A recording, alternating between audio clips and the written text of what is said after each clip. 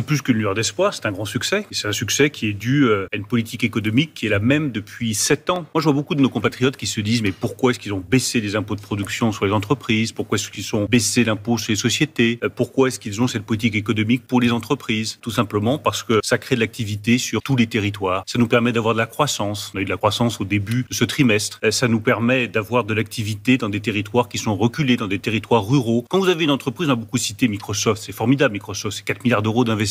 Mais prenez une entreprise comme GSK, à Évreux, dont j'ai été élu pendant 15 ans. Quand elle a investi 200 millions d'euros, GSK, c'est un des poumons économiques de la ville d'Évreux. C'est l'avenir de ce site et des centaines de salariés qui sont sur place qui est garanti. C'est à ça que sert la stabilité de notre politique économique, celle que nous menons avec le président de la République depuis 7 ans, être attractif pour les investissements, avoir de l'activité sur tous les territoires, nous rapprocher du plein emploi et tenir cet objectif stratégique pour la nation française, redevenir une grande nation de production. Cette vidéo a été repostée sur le compte Twitter X de Renaissance, à croire qu'ils font exprès pour qu'on réagisse, ou alors ils ne se rendent pas compte étant totalement aveuglés par le déficit abyssal de la France. Le ministre de la dette nous parle en début de vidéo que pendant ces 7 ans, ça a été un grand succès. De plus, il nous sort des grands exemples positifs de grandes entreprises qui ne sont même pas françaises. Mais moi, je vais vous parler d'une TPE Oma Bûche qui est en redressement judiciaire et a lancé un appel à l'aide fin avril parce que ses factures d'énergie ont été multipliées par 10, passant du jour au lendemain de 4 000 € à près de 40 000 €. Son dossier est remonté au cabinet de la ministre Olivia Grégoire et il lui a répondu qu'il n'y avait aucune raison qu'il y ait des passe-droits par rapport à d'autres entreprises et que le ministère se sentait assez impuissant sur le sujet. Pour ma part, je dirais plutôt qu'ils sont impuissants face aux conséquences de leur politique économique.